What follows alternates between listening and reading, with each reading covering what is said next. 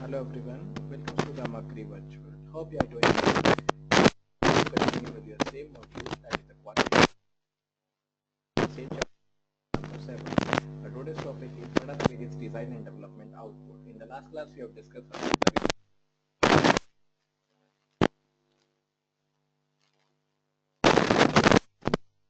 the design and the development phases. So let's start with the today's session, that is the design and the development output. So first is documenting the design and development output. That is the first one that requires that what are the various output design that is provided to form that shows the verification against the design and the development inputs. Whatever the input that is given, what is the main output that is carried out? So what are the various outputs that is available that is used in the inputting the data that is used for showing the output that is available that is to be provided in a form that enables the verification against the design and the development input. So what are the various inputs that is given that provides the various output, that is the design and the development output. Now what does this mean? So this means that there is a design output, it is the product of the design process and will therefore comprise the information, what are the various information that is available and that is used in the various model, that is used in the specification, that is used to describe the design in the detail calculation part, whatever that part that is used, that is the design or that is the design output, that is the product of the design process that will perform or that will comprise the information. What are the various information that is available in this one? What are the various forms that is used to get the data? What are the various model that will design the overall requirement? It is interesting to note that the requirement omits the validation. So whatever the validation parts, whatever the interesting part that is available, so that is the requirement that omits the validation. There are various design that is used in this one. This is because the design outputs are verified against the design inputs, whereas the design is validated against the original output requirement. So whatever the output requirement, whatever the validation phase is that is required using a product for the simulation that accurately reflects the design, therefore passing the design input and the output. That is, what are the various inputs and what are the various output that is carried out to perform the verification process. So that means, first of all, there is a design verification input, then there is a design verification output. Now, why it is necessary? What is the main requirement? That responds to the process approach principle. So this requirement responds to the process approach principle. So unless a design output is expressed in a form that enables the verification, it will not be possible to verify the design with any certainty. So there is no certainty that is available that is used with the process approach principle. Now, how it is implemented? So what are the various design forms that is implemented in this one? So the design input requirement should have been expressed in a way that will allow a number of possible solutions. So what are the various possible solutions? So first of all, there is a product requirement, then there is a design input, then there is a design output, then there is a design verification, then there is a design validation. So these are the 5 terms that is used in this one. There is a product requirement, design input, design output, design verification, design validation. So these are the 5 requirements, how it is implemented in the various features.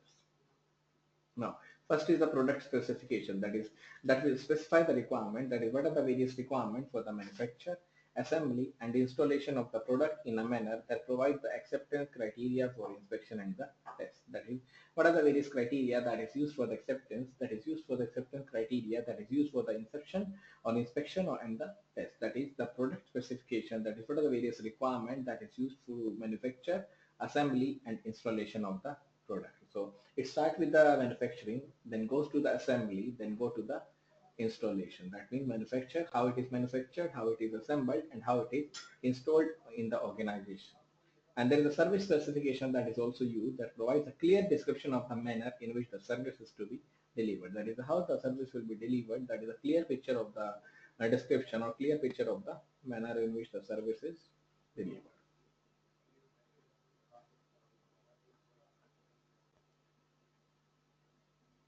In addition to the document that serve the product manufacture and the installation or the service delivery, documents may also be provided or may be required for the maintenance and the operation.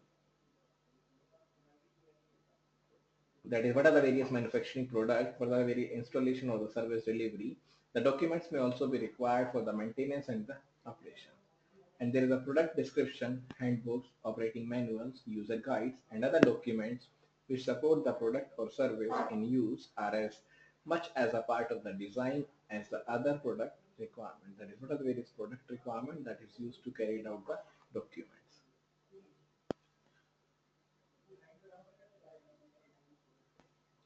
The requirements within the product specification need to be expressed in terms that can be verified. Now, next is a design calculation. So one is a product specification, one is a design calculation. Throughout the design process, calculation will need to be made to size components and determine the characteristics and the tolerance. That is, what are the various calculations, what are the various tolerances, characteristics that is available that is used for the design calculations. These calculations should be recorded and retained together with the other design documentation, but may be issued. So, but may be issued that is required for this one, that may be required for the calculations. Now, one method for the recording calculation is in a designer logbook. That is, what are the various designer logbook that is available that contains all manners of things and also the calculations that we may not rapidly or retrieve when needed. The next is the design calculation. That is, what are the various calculations that is performed in the design process. So throughout the design process, the calculation will need to be made to the size components and determine the characteristics and the tolerances. So whatever the tolerances, whatever the characteristics that is available, that will made to the size components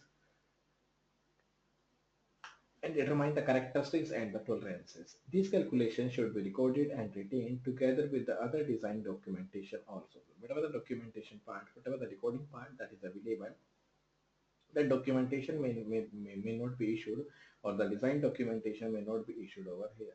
And in performing the design calculation, it is important that the status of the design on which the calculations are based is recorded. So whatever the design process, whatever the calculation part that is recorded over the design, that is recorded over the calculation that is performed in the design process. And whenever there is a changes in the design process, these calculations need to be repeated. So if there is any change in the design, for example, first of all, I have made the ER diagram. Then I have shifted from the ER diagram to the any one diagram, any one design process that is available.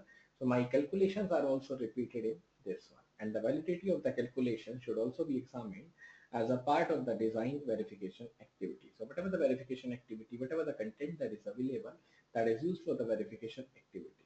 And one method of recording calculations is in a designer's logbook that may contain all manners of things. So whatever the scenarios, whatever the calculation that is available, that is retrievable whenever it is needed. So that is a design calculation. Then there is a design analysis. So after calculating, there is a design analysis that is analyzing what are the types of the calculation that may be in the form of the comparative studies, predictions, and the estimation. That is, what are the various forms of the, what are the various calculation part that is available in the predictable form, that may be available in the estimation form, that is available in the calculation part. So that form may be available, that design may be available. So we have to analyze the data, we have to analyze the terms, analyze the calculation that may be in the form of anything, that may be a prediction, that may be estimation, that may be a comparative studies.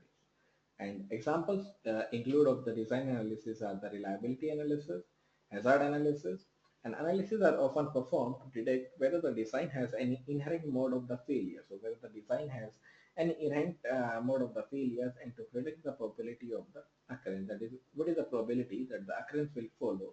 That is a design analysis, analyze the design.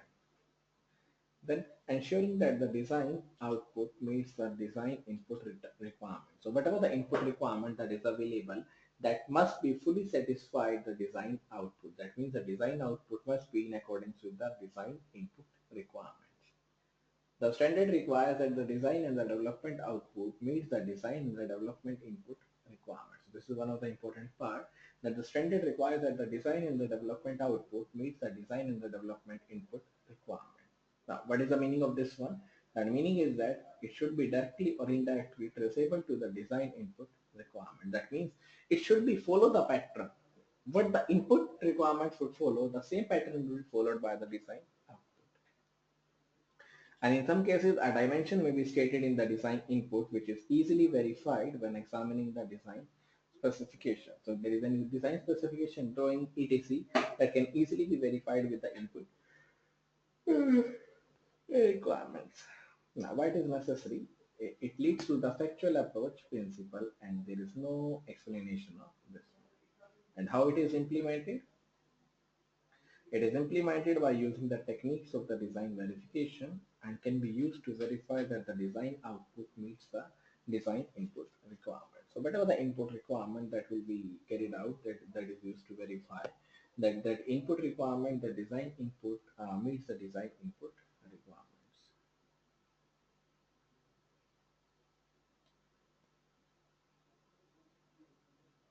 However, the design verification is often an iterative process. That means it is repeated again and again. That's why it is known as the iterative process.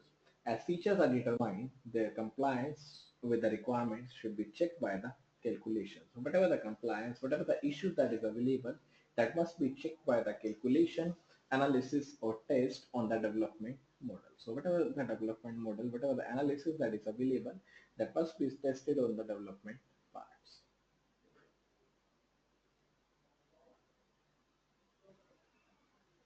Your development plan should identify the stages at which each requirement should be verified. That is, each and every requirement should be verified so as to give the warning of the non-compliance as early as possible. So whatever the learning, whatever the earning, whatever the compliance that is issued, that compliance would be implemented in the factual approach principle. Now, it also provides the information for the purchasing, production, and the service provisions. Then it also defines the acceptance criteria. Then approval of the design output, that is how the design outputs are approved. So the standard requires the design and the development output to be approved prior to the release. So prior to the release, the standard requires the design and the development output to be approved prior to the release of the output. So that is the approval of the design output. What does this mean? So although the requirement for the design output to be approved prior to the release may appear to duplicate the requirements of the clause 4.2.3. So whatever the clause is, whatever the requirement that is available, that clause may be required, that clause may be given the duplicate values of the 4.2.3 of the standards on the document control. So whatever the standards, whatever the document control that is available, that is used for the subtle differences. And there is a document approval that is not the same as the design approval, and the design release is not the same as the document issue. So whatever the document issues, whatever the document part that is available, that is used for the approval of the design outputs. Now, why it is necessary? That responds to the factual approach principle. So this is the requirement that approach to the factual approach principle that provide the document control processes for the issues, various iterations before the design output is complete and ready for the release. So how is this implemented? So how it is implemented? So the requirements are implemented for the design processes. So there is a design approval proceeds through the three stages. What are the three stages? That is the design information, then design should be approved, then design should be verified. First of all, information should be approved, then the design should be approved, then the design should be verified.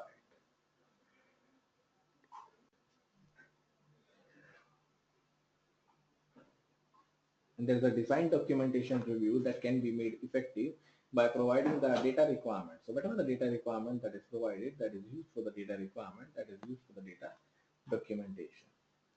The next part is design reviews.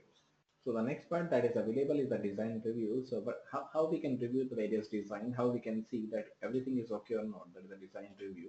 So first of all, plan out for the design review. So planning the design review. So this standard requires that at suitable stages, systematic reviews of the design and development be performed in accordance with the planned arrangement. So if there is a planned arrangement, so that there will be a requirement or that there will be a standard that is available, so that is used for the design requirement, that is used for the fulfillment of the design requirement that is used, so that will be available, so that could cause the problems, so that should available or that should be caused in such a way that that the requirement will be fulfilled in such a manner that the planned output will be available at the suitable stages. Systematic reviews of design, and whatever the design process, whatever the review process that is available, that review process will be used, that review process will be gained as much as possible as it is available in the design phase. So whatever the design phase, whatever the requirement phase that is available, that requirement phase will be used, that requirement phase will be available to meet the requirement, to gain the requirement, to satisfy the requirement. So that requires at the suitable stages, that is used to gain the requirement.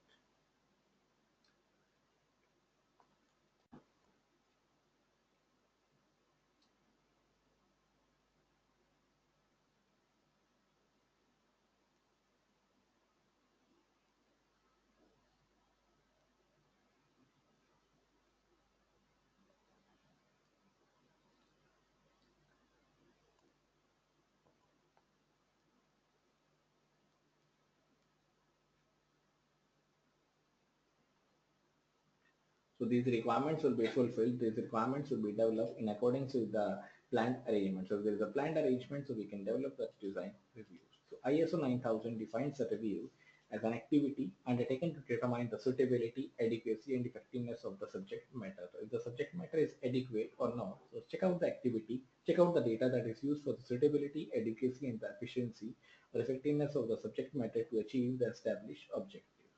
This is the way the term should be interpreted in the context of the ISO 9000 standard. So there is a ISO 9000 standard that is used to develop the accuracy, that is used to develop the content or context of the ISO 9000 standard.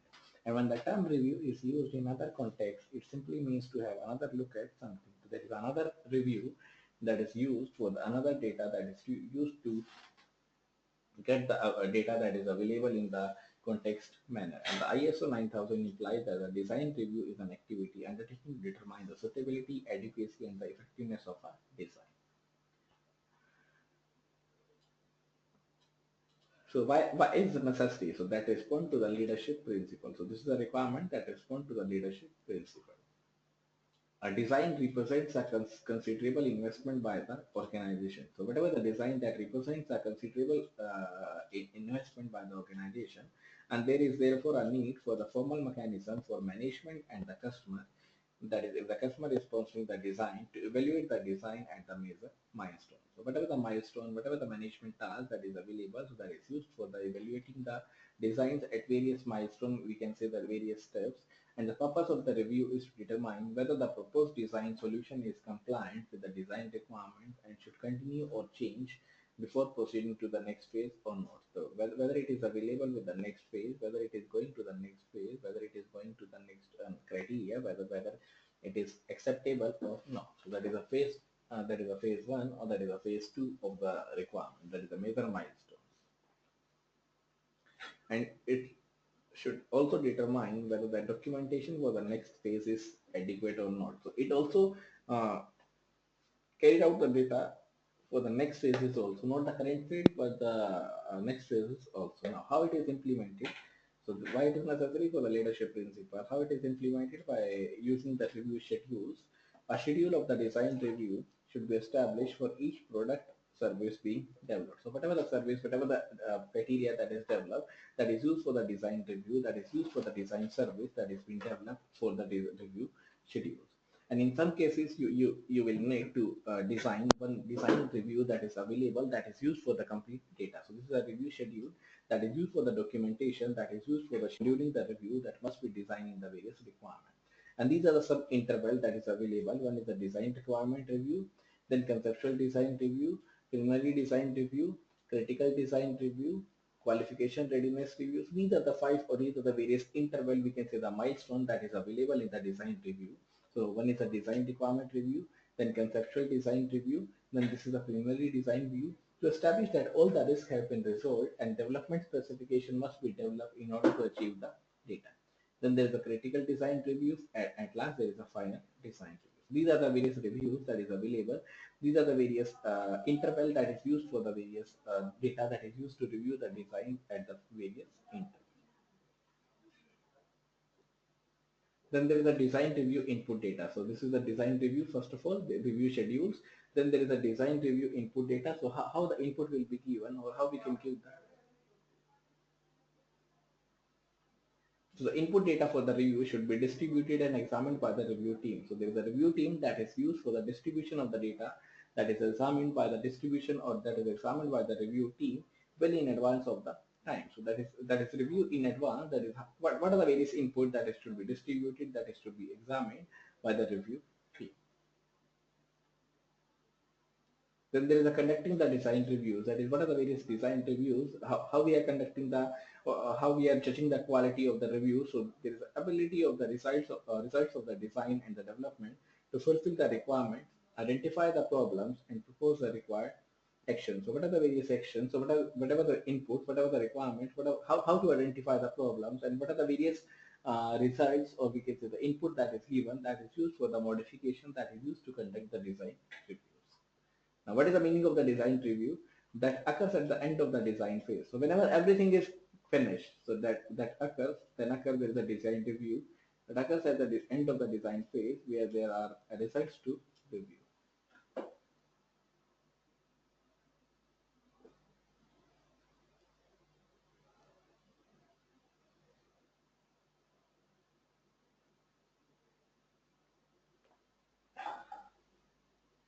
This means that every phase needs an objective, the achievement of which is evaluated at the review. That means first of all there is an objective, then there is the achievement part that is evaluated at the review, and the results of the design may be concepts, model, calculation, drawing, specification, or any output which describes the maturity of the design. That is, whatever the objective, whatever the achievement, whatever the design process, whatever the concepts, calculation, drawings that describes the maturity of the design at a particular stage. And during the initial phases, the key performance characteristics will be evaluated. So whatever the initial phase, whatever the starting phase, the key performance characteristics will be evaluated, and at the subsequent design review, further definition enable the design to be evaluated.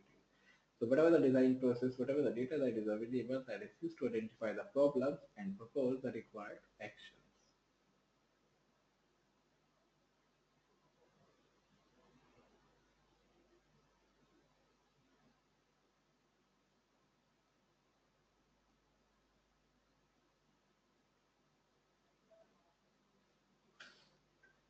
Why it is necessary? So that responds to the factual approach principle. How it is implemented? That is used for designing the review the document, that is not the satisfactory design, that is design review. Then participants at the design review, that is who are the participants that is participating in the design review. So there might be a representative of the function that is concerned with the design and the development stages being reviewed. So what are the various participants that is used in the design review? So representative of the function concerned with the design include not only the designer, but those sponsoring the design, such as the customer, marketing personnel for the upper management. So whatever the term, whatever the person, whatever the customer that is used for the marketing personnel, that is used for the upper management, that should be responsible for transforming the design input to a product and the service that is responsible for maintaining the product. So whatever the product, whatever the services that is available, that is used to get the data, that is used to design the reviews.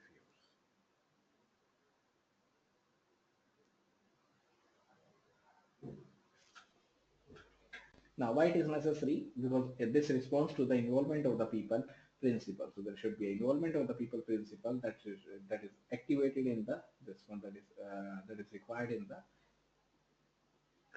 people principle. Now, design review should be performed by management or the sponsor rather than the designer. So whatever the design reviews, that must be performed by the management or the sponsors rather than the designers. Now, how it is implemented? The review team has a collective competency greater than that of the designer that should be reviewed. Then design review records, whatever the record that is available, that is used for the design review records. Now, next is the design verification.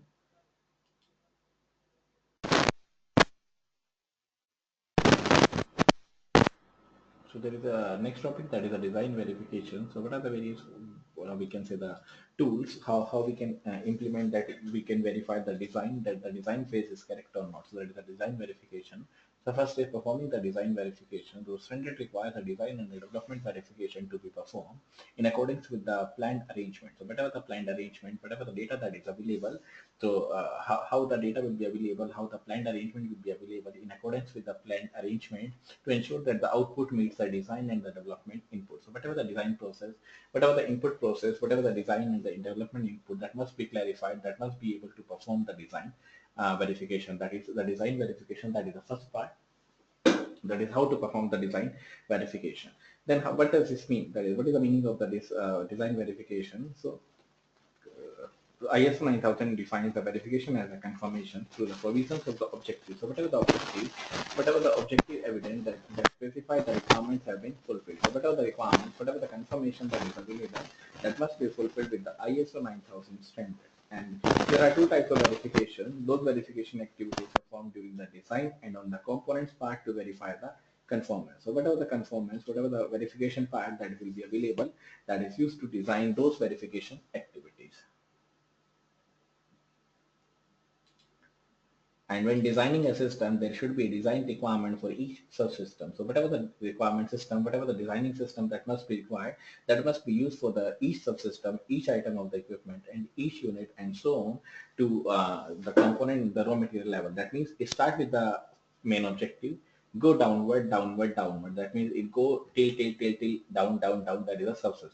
That is each item of the equipment and the each unit, and so on down to component and the raw material level. So it starts with the verification, it starts with the confirmation, then there is a provision of the objective, then down to the subsystem, then again down to the subsystem, right? There are various phases by which we can and go for the various stages that is used for the design verification.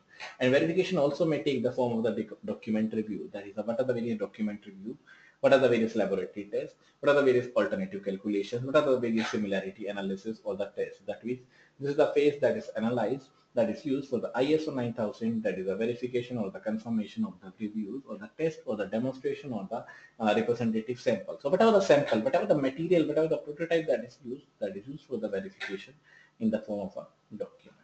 Now, why it is necessary? It responds to the factual approach principle. That is, it responds to the factual approach principle. And how it is implemented?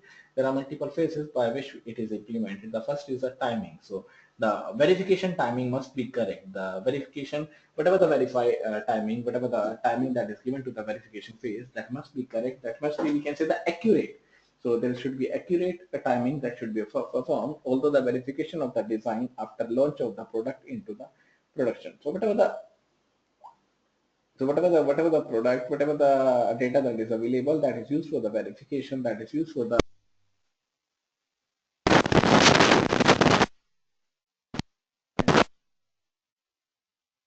requirements or verification that must be performed, although the verification of the design after the launch of the product. Then there is a verification process. So during the design process, many assumptions may have been made and will require the proving. So many assumptions may have been taken and also require the proving before commitment of the resources. So before committing the resources, what are the various resources? There should be a replicate of the data, replication of the design that must be required for the commitment of the resources. And some of the requirements that must be used, such as the reliability and the maintainability, that will be the time dependent. So some of the tools that will be available that is used for the design requirement, that is used for the validation process or the verification process. Now, this is one of the important points. With some parameter, a level of the confidence rather than the certainty will be acceptable. Such tests are known as the qualification test. So there is a one test that is available that is known as the verification qualification test.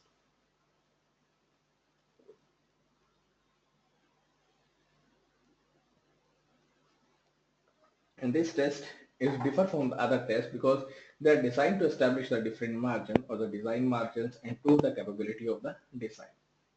And the design verification process should provide for the test specification, test plan, test procedure, whatever the sample plan, test review, so whatever the activity that is available that is used for the verification phases.